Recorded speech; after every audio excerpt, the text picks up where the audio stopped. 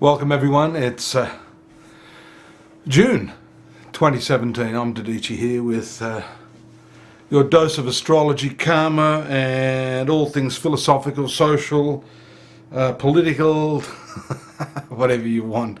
I'm just sitting back here as I usually do, watching the news of the world.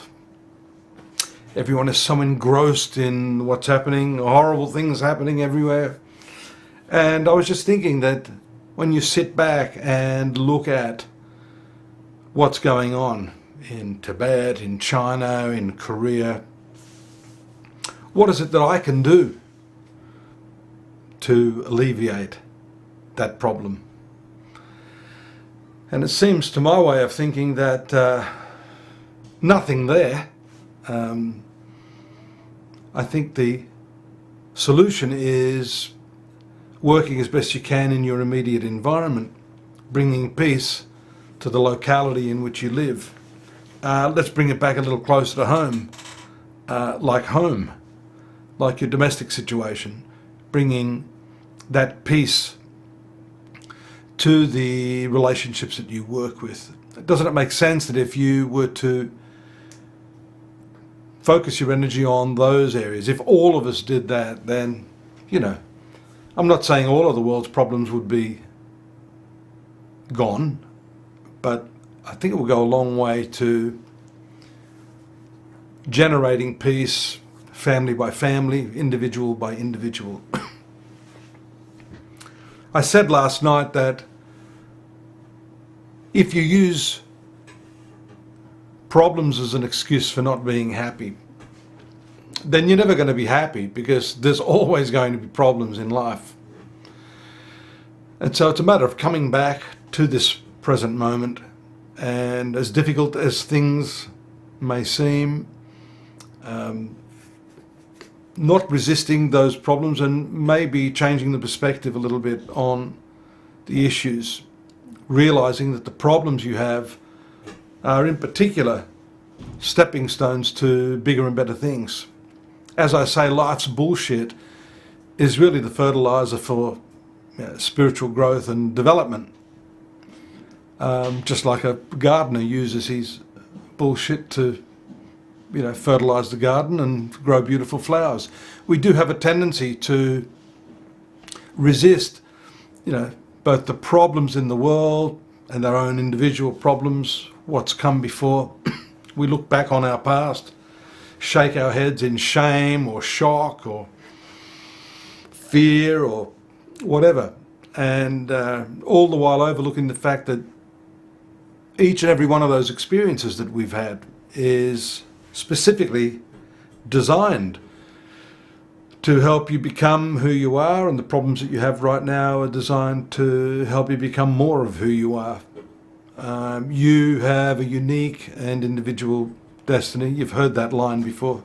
Some of this stuff's cliche, I know, but coming full circle, the whole object of astrology is to give you insight into those mechanisms of your own personality, your inner workings of your nature, to help you understand what it is that you can become, how it is you can harness those talents, and also, without resisting and eliminating all the bullshit of the past, bring that in, mulch it, use it in the best possible way. I've said before that, and it's a very pertinent saying, that by which a man falls, a man rises. That goes for women too. I don't want to be accused of gender inequality here. Oh, hang on, I just realized, am I supposed to say he, it, she, that, we? I think there's some sort of new political correctness, right? About referring to all of you as gender specific. I don't know all the genders. I live here in the Philippines. I was accosted a few weeks ago in the middle of Manila, would you believe, late at night walking back, a transgender. I didn't realize it was a he, it looked like a she. So am I going to get jailed because some of these transgenders look more beautiful than some women? Excuse me, women, but it's true. So if I refer to that person as a she and they don't like me, actually I got into a bit of a fist fight. The person accosted me wanting money and I had to hit them. I don't like being violent, but that's what I'm talking about, this whole gender-specific thing. Anyhow, I digressed a little bit. Trying to talk to you about this idea of finding meaning in your life, not resisting the difficult circumstances that you happen to find yourself in. That resistance is very much like finding yourself in a hole and then digging as fast as you can to go down deeper. You've just got to stop digging and just hopefully it'll rain in that hole and you can sort of float to the top without too much effort.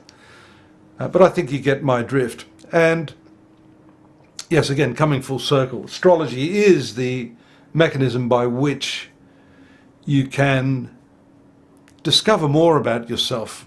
There are hidden aspects and motivations. The unconscious side of our personalities, our beings, is obviously a more tricky situation. But in my 35 years of experience, it's interesting to see how when you place a horoscope on the table, it's so much easier for a person to look at that horoscope as an objective thing, rather than addressing the issues to the person themselves. We are now looking at a horoscope, a map, an indicator, and it's a lot easier for people to, come to some level of acceptance about themselves, who they are, warts and all. So I welcome you again to this month, June. I do also welcome you to my site, astrology.com.au. We're getting things back on track there. We've had issues for a few years. I thank all of you who've tuned in. Please come and visit my site.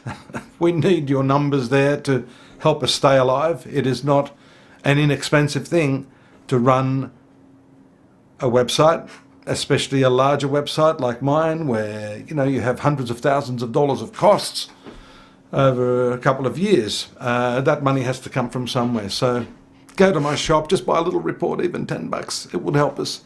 I would appreciate that. I'm more than happy to exchange whatever ideas I have here, and you're always welcome to send me a little email, beat me up if you don't like what I've said.